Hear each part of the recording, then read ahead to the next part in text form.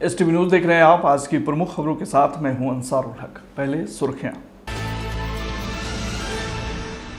राहुल गांधी के जन्मदिन पर पूर्वी चंपारण कांग्रेस ने सेवा का किया कार्य। जिला अध्यक्ष समेत कार्यकर्ताओं ने किया रक्तदान। मझौलिया शुगर इंडस्ट्रीज में गन्ना महाप्रबंधक पद पर शैलेंद्र कुमार त्रिपाठी ने संभाला कार्यभार। गन्ना विभाग में लगभग 30 वर्षों का रखते हैं अनुभव। मोतिहारी पुलिस ने एक बार फिर अपनी सतर्कता का दिया परिचय। अपराध की योजना को किया विफल। 2 अपराधियों को हथियार के साथ किया गिरफ्तार। मानसून की पहली बारिश ने नगर परिषद रक्सौल की खोली पोल। रक्सौल में स्कूल, अस्पताल और बाजार हुए जलमग्न। ढाका थाना पुलिस ने गुप्त सूचना के आधार पर शराब तथा बाइक के साथ 4 धंधेबाज को किया गिरफ्तार। अग्रिम कार्रवाई करते हुए सभी को भेजा न्यायिक हिरासत में। जिले के शिक्षा जगत के लिए अच्छी खबर। Doctor SP Singh college of teacher education Motihari को विश्वविद्यालय अनुदान आयोग के तहत मिली औपचारिक मान्यता। मोतिहारी के 2 युवक स्केटिंग के जरिए निकले बाबा केदारनाथ की 1500 किलोमीटर धार्मिक यात्रा पर। पूजा अर्चना के बाद हुए रवाना। और पूर्वी चंपारण में चिमनी व्यवसायी के पुत्र के साथ बदमाशों ने की क्रूरता की हदें पार। मारपीट और नाखून उखाड़ने के बाद करंट लगाकर जान से मारने का किया प्रयास।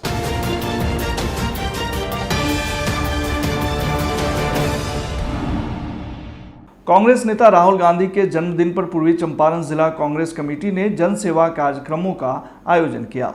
जिला अध्यक्ष इंजीनियर शशिभूषण राय उर्फ गप्पू राय के नेतृत्व में मोतिहारी के निजी अस्पताल में स्वैच्छिक रक्तदान शिविर लगाया गया।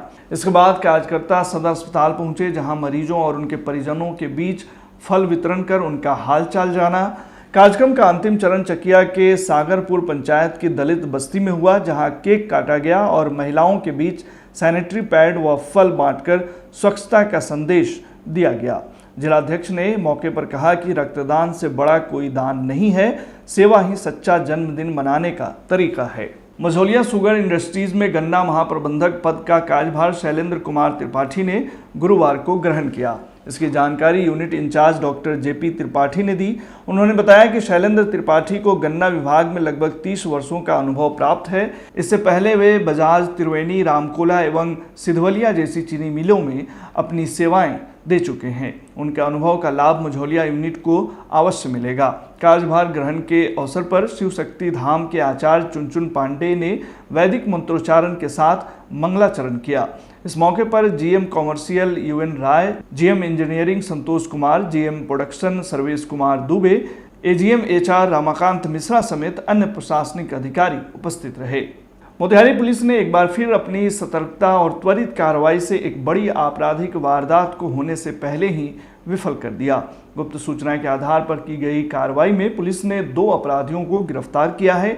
उनके पास से एक अवैध देसी पिस्टल और जिंदा कारतूस बरामद किए गए हैं। प्राप्त जानकारी के अनुसार 18 जून को तुर्कोलिया थाना क्षेत्र के ग्राम जयसिंहपुर चूटी में 2 संदिग्ध युवकों की गतिविधियों को लेकर पुलिस को इनपुट मिला था।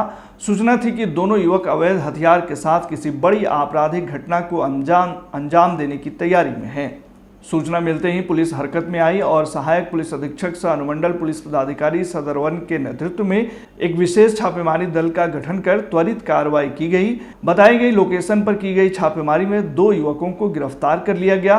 पूछताछ और तलाशी के दौरान उनकी निशानदेही पर एक देसी पिस्टल और एक जिंदा कारतूस बरामद किए गए।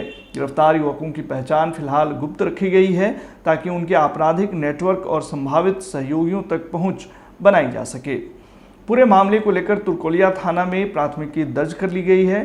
पुलिस की पूछताछ जारी है और यह जानने की कोशिश की जा रही है कि वे कौन सी घटना को अंजाम देने की योजना में थे और उनके पीछे किन का हाथ था। मानसून की पहली बारिश ने ही नगर परिषद रक्सौल की पोल खोल दी। रक्सौल में स्कूल, अस्पताल और बाजार जलमग्न हो गए। खबर के मुताबिक रक्सौल में हुई कुछ मिनटों की बारिश ने नगर परिषद की जल निकासी व्यवस्था की पोल खोल दी। हजारीमल स्कूल, अनुमंडल अस्पताल और मछली बाजार सहित कई इलाकों में भारी जल जमाव हो गया, जिससे आम जनजीवन अस्त व्यस्त हो गया। बारिश के बाद नालियां ओवरफ्लो करने लगीं और गंदा पानी सड़कों पर बहने लगा। हजारीमल स्कूल में चारों ओर पानी भर जाने से छात्रों को भारी परेशानी हुई। वहीं अनुमंडल अस्पताल में कमर तक पानी जमा हो गया, जिससे मरीजों और एम्बुलेंस को काफी दिक्कतें झेलनी पड़ी। वहीं मछली बाजार तालाब में तब्दील हो गया और दुकानों में पानी घुस गया। स्थानीय लोगों ने नगर परिषद पर लापरवाही का आरोप लगाते हुए कहा कि हर साल सफाई के दावे किए जाते हैं, लेकिन हल्की बारिश भी शहर को डुबो देती है। पूर्वी चंपारण जिला अंतर्गत ढाका थाना पुलिस ने गुप्त सूचना के आधार पर थाना क्षेत्र के पीपरा वाजिद गांव के नजदीक से छापेमारी करते हुए 4 बाइक पर कैरेट एवं बैग में छुपा कर रखे गए 230 बोतल नेपाल निर्मित देशी शराब के साथ 4 व्यक्तियों को गिरफ्तार किया है।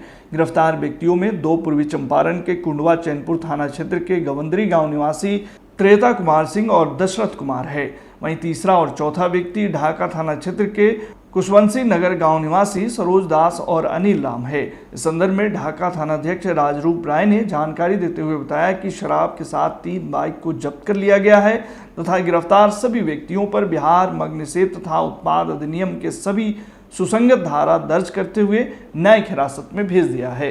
पूर्वी चंपारण के लिए शिक्षा के क्षेत्र में एक शानदार उपलब्धि दर्ज हुई है। Doctor SP Singh college of teacher education बाल गंगा रघुनाथपुर मोतिहारी को विश्वविद्यालय अनुदान आयोग यूजीसी द्वारा यूजीसी अधिनियम 1956 की धारा 2F के तहत औपचारिक मान्यता प्रदान की गई है।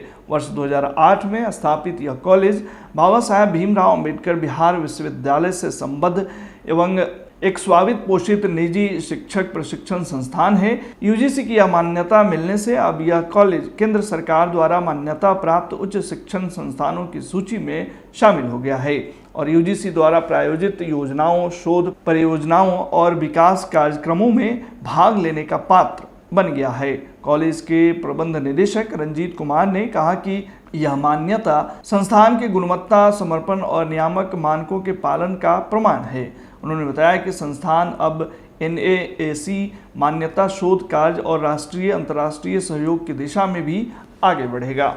मोतिहारी के साहिल चौधरी और ऋषु कुमार नामक 2 युवाओं ने स्केटिंग के माध्यम से बाबा केदारनाथ तक की लगभग 1500 किलोमीटर लंबी धार्मिक यात्रा पर निकलने का साहसिक निर्णय लिया है। गुरुवार सुबह 8 बजे बलुआ स्थित शक्तिधाम मंदिर में पूजा अर्चना के बाद दोनों युवाओं ने अपनी यात्रा शुरू की। इस मौके पर बड़ी संख्या में परिजन, मित्र, समाजसेवी और स्थानीय नागरिक मौजूद रहे। ढोल, नगारों, फूल मालाओं और आर्थिक सहयोग के साथ इनका उत्साहवर्धन किया गया। साहिल और ऋषु का लक्ष्य है कि वे यह यात्रा 15 से 16 दिन में पूरी कर बाबा केदारनाथ धाम पहुंचकर जलाभिषेक करें। यह यात्रा बिना किसी मोटर वाहन के की जा रही है, जो इसे और चुनौतीपूर्ण बनाता है। युवाओं ने कहा कि उनका उद्देश्य धार्मिक आस्था के साथ साथ यह संदेश देना भी है कि दृढ़ संकल्प और जुनून के साथ कुछ भी संभव है। कहाँ के लिए आप लोग निकले हुए हैं? अभी हम लोग केदारनाथ के लिए निकले हुए हैं। क्या किलोमीटर पड़ता है? यहाँ मैक्सिमम 1500 किलोमीटर है। कितने आदमी यहाँ से जा रहे हैं? वो एक मेरा छोटा भाई है और हम हैं। आपके अंदर कैसे जगह ऐसा हो कि इस हालत में, इतनी गर्मी में आप इस निकले हुए हैं? बाबा का बुलावा आ गया इतना गर्मी में, तो हम लोग जा रहे हैं। क्या कोई मानसा था? मानसा है और रहेगा, बस बाबा पूरा कर दे। ऋषु कुमार। कहाँ घर हुआ? रघुनाथपुर पीपल चौक। कहाँ के लिए तीर्थ के लिए निकले हो? केदारनाथ। ये मन में कैसे उत्साह हुआ कि मैं इस हालत में जाऊंगा? ऐसे ही मन में आ गया और जा रहे हैं। इसका खर्चा रास्ता का कैसे मिलेगा तुमको? बाबा जाएंगे तो जैसे होगा। पब्लिक लोग सपोर्ट करेगा, वैसे ही होगा। जब बाबा जैसे ही देंगे वैसे ही होगा। कितना दिन में पहुंच जाने की कोशिश कर रहे हो? 15-16 दिन। लेकिन बहुत ज़्यादा धूप निकली हुई है, गर्मी है, इस हालत में कैसे निकलोगे? कोई बात नहीं, चल जाएंगे। क्या मानसा लेकर जा रहे हो? मानसा तो बहुत है, बस बाबा पूरा कर। पूर्वी चंपारण जिला अंतर्गत ढाका थाना क्षेत्र के जमुआ गांव में एक युवक के साथ एक हृदय विदारक घटना घटित होने का मामला प्रकाश में आया है। ढाका संवाददाता पवन मिश्रा के अनुसार बदमाशों ने चिमनी ईंट व्यवसायी पुत्र के साथ पहले बेरहमी से पिटाई की और हाथ पैर के नाखून निकाल लिए। अंत में युवक के शरीर पर बिजली का करंट लगाकर जान से मारने का भी प्रयास किया गया। इस घटना के संबंध में जमुआ गांव निवासी विजय यादव के पुत्र राजा कुमार ने ढाका थाना में लिखित आवेदन देकर गांव के ही 7 व्यक्तियों के विरुद्ध प्राथमिकी दर्ज कराई है। घायल युवक राजा कुमार का पटना स्थित अपोलो अस्पताल में इलाज चल रहा है। इलाज के दौरान चिकित्सकों ने गंभीर हालत को देखते हुए राजा का एक हाथ काटकर अलग कर दिया है। घायल युवक अस्पताल में जिंदगी और मौत से जूझ रहा है। इस संदर्भ में ढाका थाना के थानाध्यक्ष राजरूप राय ने बताया कि आवेदन के आधार पर प्राथमिकी दर्ज कर ली गई है तथा पुलिस आगे की कार्रवाई में जुट गई है। आज के बुलेटिन में फिलहाल इतना ही। तमाम खबरों और डिबेट्स के लिए जुड़े रहिए STV न्यूज़ के साथ।